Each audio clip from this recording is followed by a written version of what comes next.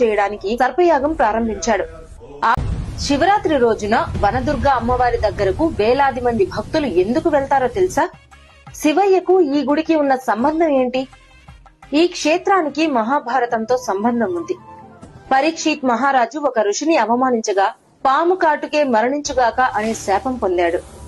అలాగే ఆ రాజు పాము కాటుతో మరణించాడు.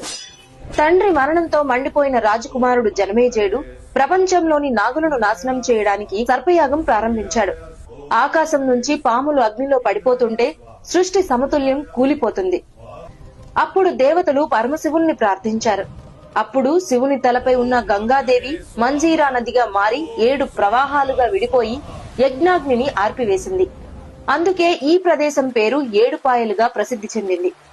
అందుకే ఇక్కడ శివుడు మరియు ఆదిశక్తులు వేరుకావని భక్తుల విశ్వాసం. ఆ పవిత్ర ప్రకృతి మధ్య వెలసింది వనదుర్గా భవానీ అమ్మవారు.